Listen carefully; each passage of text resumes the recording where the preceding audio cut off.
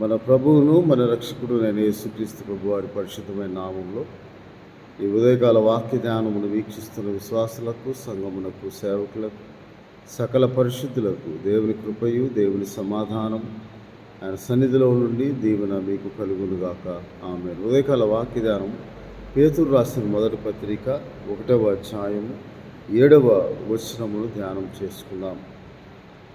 నశించిపోవు సువర్ణము అగ్ని పరీక్ష వలన శుద్ధి పరచబడుచున్నది కదా, దానికంటే అమూల్యమైన మీ విశ్వాసము ఈ శోధనల చేత పరీక్షకు నిలిచినదై యేసుక్రీస్తు ప్రత్యక్షమైనప్పుడు మీకు మెప్పును, మహిమయు, ఘనతయు కలుగుటకు కారణము అగును.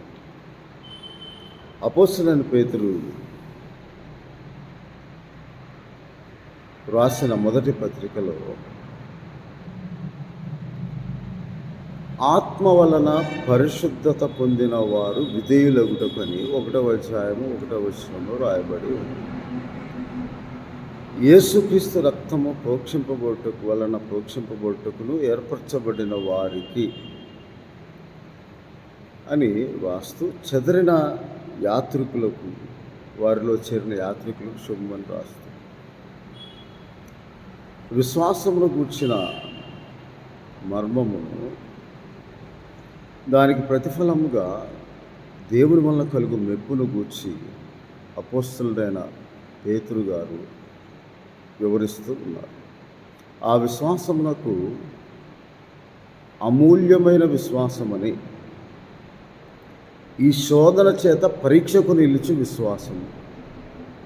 మనకి ఈ జీవితంలో కలుగు, ఈ లోకంలో కలుగు శోధనలకు చేత పరీక్షకు, శోధన అనగా పరీక్ష, విశ్వాస పరీక్ష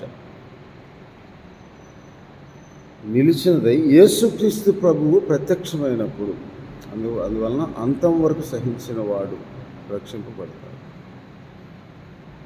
కడవరి కాలమందు అనే మాట 1వ అధ్యాయం 5వ వచనంలో కడవరి కాలమందు బయలుపరచబడుటకు సిద్ధముగా ఉన్న రక్షణ మీకు కలుగునట్లు విశ్వాసము ద్వారా దేవుని శక్తి చేత కాపాడబడి మీ కొరకు ఆ స్వాస్థ్యము పరలోకములో భద్రపరచబడి ఉన్నదని, అది యేసుక్రీస్తు ప్రభు ప్రత్యక్షమైనప్పుడు మనకు కలుగు మెప్పు, మహిమ, ఘనత కలుగుటకు కారణము ఏమిటంటే అమూల్యమైన విశ్వాసము శోధనలో పరీక్షలో నిలిచినదై తొట్టిల్లకుండా కదలని వారును స్థిరముగా ఉండి ప్రభు కార్యాభివృద్ధి యందు ఆసక్తులమై ఆయన క్రియాశక్తిని బట్టి, ఆయన క్రియాశక్తి కార్యసిద్ధి కలుగజేయ ఆయన క్రియాశక్తి చొప్పున ఆయన మన జీవితంలో జరిగించుటకు ఆ అమూల్యమైన విశ్వాసం ఎంతో మూలమైనదని దేవుని వాక్యంలో రాయబడి ఉన్నది. దేవుని వల్ల కలుగు మెప్పు, మనుషుల మెప్పును ఆపేక్షించక దేవుని మెప్పును ఆపేక్షించేవారుగా ఉన్నారు. ఆయన ప్రత్యక్షమైనప్పుడు మనకు మెప్పు కలుగుతుందని 1 కొరింథీయులకు రాసిన పత్రిక 4వ అధ్యాయంలో ఇలాగ దేవుని వాక్యంలో అపోస్తలుడైన పౌలు గారు రాస్తూ ఉన్నారు. ఆ 4వ అధ్యాయం 5వ వచనం, కాబట్టి సమయం రాకమునుపు అనగా ప్రభువు వచ్చు వరకు దేన్ని గూర్చి తీర్పు తీర్చకుడు. ఆయన అంధకారమందల రహస్యంలోని వెలుగులోనికి తెచ్చి హృదయంలోని ఆలోచనలను బయలుపరిచినప్పుడు ప్రతి వానికి తగిన మెప్పు దేవుని వలన కలుగుతూ ఉందని దేవుని వాక్యం. ప్రతి వానికి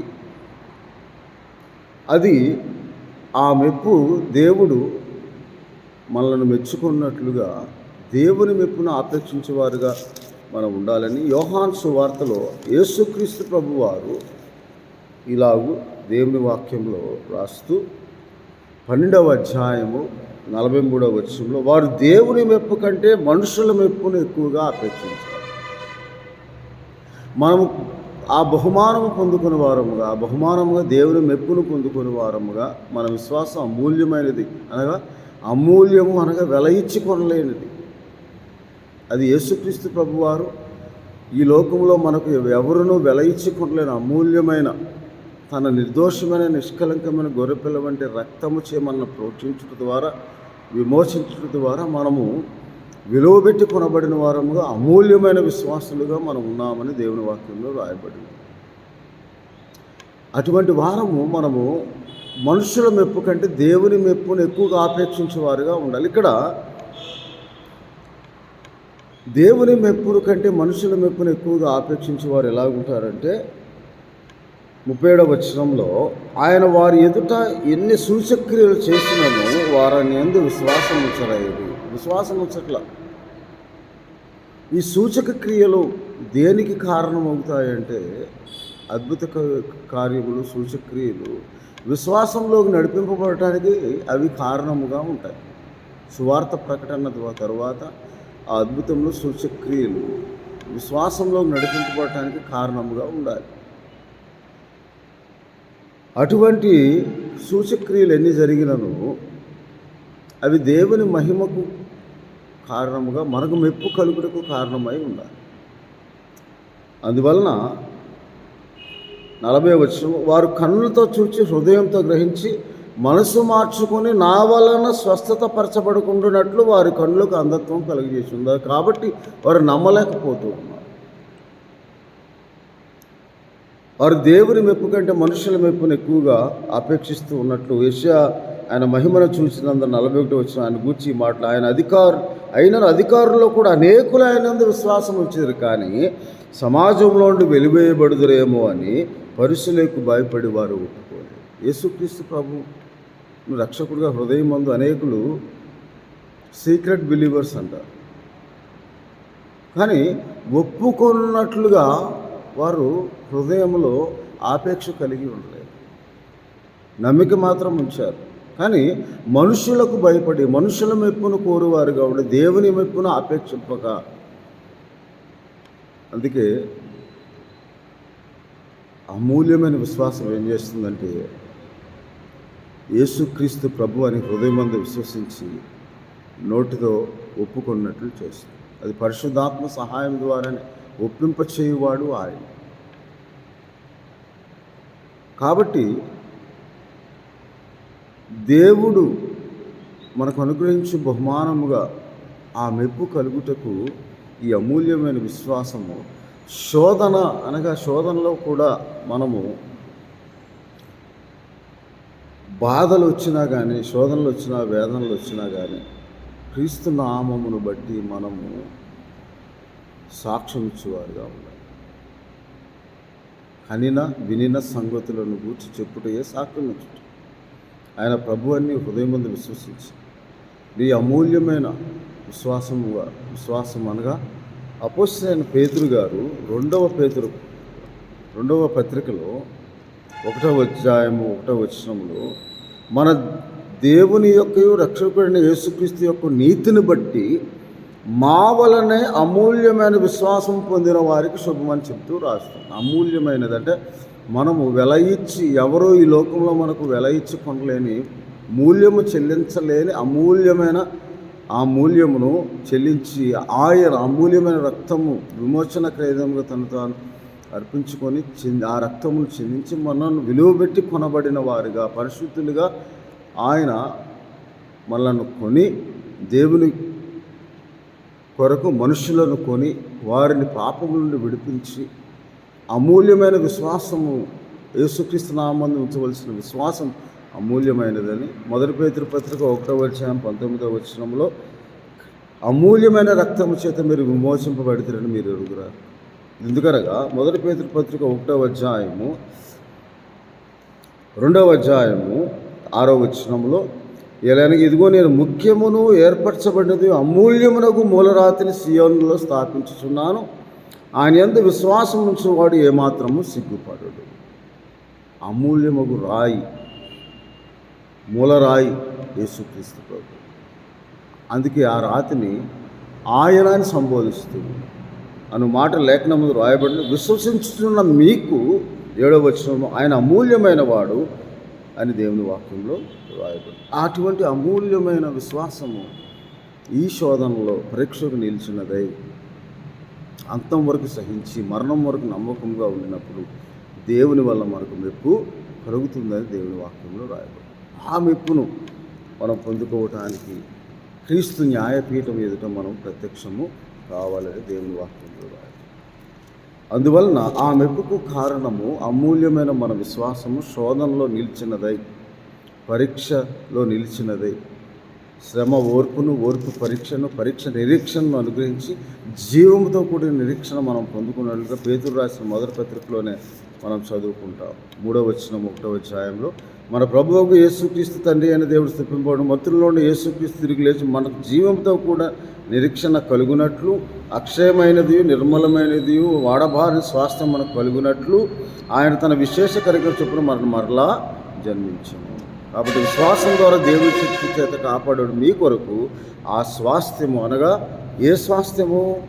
అది వాగ్దానముగా యేసుక్రీస్తు ప్రభువునందు 2వ పేతురు పత్రిక 1వ అధ్యాయము 4వ వచనంలో ఆ మహిమా గుణాతిశయమును బట్టి ఆయన మనకు అమూల్యమైన అత్యధికమైన వాగ్దానం అనుగ్రహించి ఉన్నాడు. కాబట్టి ఆ అమూల్యమైన విశ్వాసం పొందిన వారు, ఆ విశ్వాసం పరీక్షకు నిలిచినదే, శోధనకు నిలిచినదే, మనకు మెప్పు కలుగుటకు కారణమని. అది ఆ మెప్పు మహిమ ఘనత మనకు కలుగుటకు కారణము అని దేవుని వాక్యంలో రాయబడి ఉన్నది. 2వ కొరింథీయులకు రాసిన పత్రిక అందువలన 1 కొరింథీయులకు రాసిన పత్రిక 6వ అధ్యాయం 20వ వచనంలో విలువ పెట్టి కొనబడిన వారు కనుక మీ దేహంతో దేవుణ్ణి మహిమపరిచినప్పుడు మహిమ ఘనత కలుగుటకు, ఈ మెప్పు కలుగుటకు కారణము అమూల్యమైన విశ్వాసమని దేవుని వాక్యంలో రాయబడి ఉంది. కాబట్టి మనమందరము 2 కొరింథీ 5వ అధ్యాయం 10వ వచనంలో ఇలాగ దేవుని వాక్యంలో రాయబడి ఉంది. 2 కొరింథీ 5వ అధ్యాయం 10వ వచనంలో ఎందుకనగా తాను జరిగించిన క్రియల చొప్పున అవి మంచి అయినా సరే చెడ్డవైనా సరే దేహంతో జరిగించిన వాటి ఫలం ప్రతివాడు పొందినట్లు మనమందరము క్రీస్తు న్యాయపీఠం ఎదుట ప్రత్యక్షము కావాలి. ఆ క్రీస్తు న్యాయపీఠం ఎదుట మనం ప్రత్యక్షం అయినప్పుడు అవుటకు మన విశ్వాసం పరీక్షలో నిలిచినదై, శోధనలో నిలిచినదై, నాతో కూడా శోధనలో నిలిచిన వారు మీరే అని యేసుక్రీస్తు ప్రభువు తన శిష్యులను గుర్చి చెప్పినట్లు వారికి తగిన బహుమానం, మెప్పు కలుగుతుందని. దేవుని మెప్పును మనం అపేక్షించేవారు, మనుషుల మెప్పును ఆపేక్షించేవారం కాక 1 తెస్సలోనికీయులకు రాసిన పత్రికలో అపోస్తలుడైన పౌలు గారు ఇలాగూ అంటారు. 1 తెస్సలోనికీయులకు రాసిన పత్రిక 2వ అధ్యాయంలో ఇలాగూ 4వ వచనం, సువార్తను మాకు అప్పగించుటకు యోగ్యులమని దేవుని వలన ఎంచబడిన వారు మనుషులను సంతోషపెట్టే వారము కాక మన హృదయంలో పరీక్షించి దేవుని సంతోషపెట్టే వారమై బోధించుచు ఉన్నామని దేవుని వాక్యంలో రాయబడి. కాబట్టి మనము కూడా అలాగూ దేవుని ద్వారా దేవుని యొక్క మెప్పు, అనగా మహిమ ఘనత కలుగుటకు కారణమైన ఆ మెప్పును మనం పొందుకోవటానికి బలా మంచి దాసురాలు నమ్మకమైన బలా మంచి దాసుని వెచ్చుకున్నట్లుగా దేవుని మెప్పును ఆపేక్షించి జీవించేవారుగా ఉండినప్పుడు మనకు బహుమానము కలుగుతుందని దేవుని వాక్యంలో రాయబడిన ప్రకారం మనము కూడా అలాగూ దేవుని మెప్పును ఆపేక్షించి మన యందు కార్యసిద్ధి కలుగజేయు దేవుని కార్యములను మనము విశ్వాసంతో జరిగించే వాటిని సత్క్రియలుగా జరిగించినప్పుడు దేవుని మెప్పు మనకు కలుగుతుందని దేవుని వాక్యంలో రాయబడి ఉన్న ప్రకారం మనము దేవునికి కృతజ్ఞతాస్తుతులు స్తోత్రములు చెల్లిస్తూ మనమందరం అలాగూ దేవుని మెప్పును కోరి ఆపేక్ష కలిగిన వారము, ఆత్మయందు తీవ్రత గలవారమే, నిరీక్షణ గలవారమే సంతోషించు ప్రభువుని సేవించే వారు ఉండినప్పుడు దేవుని వల్ల కలుగు మెప్పు అది ఆశీర్వాదకరంగా మన కుటుంబానికి దేవుడు అనుగ్రహించి అట్టి కృపను, అట్టి ఆత్మ నడిపింపును, అట్టి మెప్పు కలుగు బహుమానము దేవుడు మన కొరకు పరలోకంలో భద్రపరిచి ఉన్న స్వాస్థ్యం పొందుకున్నట్లుగా దేవుని కృప మనందరికీ తోడై ఉండును గాక.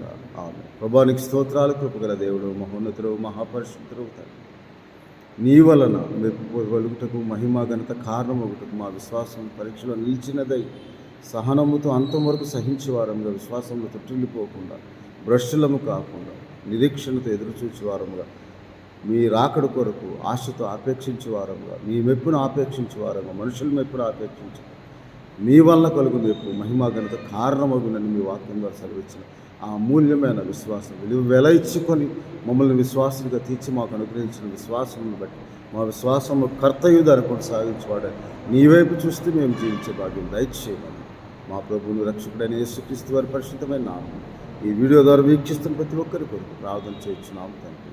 ఆమేన్. మన తండ్రి అయిన దేవుని ప్రేమ, ప్రభువును రక్షకుడైన యేసుక్రీస్తు వారి కృప, పరిశుద్ధాత్మనిచ్చే ఆదరణ, అన్యోన్య సహవాసం దేవుని వల్ల కలుగు మెప్పు బహుమానంగా దేవుడు మీకు అనుగ్రహించి మీకు పరలోకంలో భద్రపరచబడిన స్వాస్థ్యమును అనుగ్రహించి ఆశీర్వదించునుగాక. ఆమేన్. దేవుడు మిమ్మల్ని దీవించునుగాక. ఆమేన్.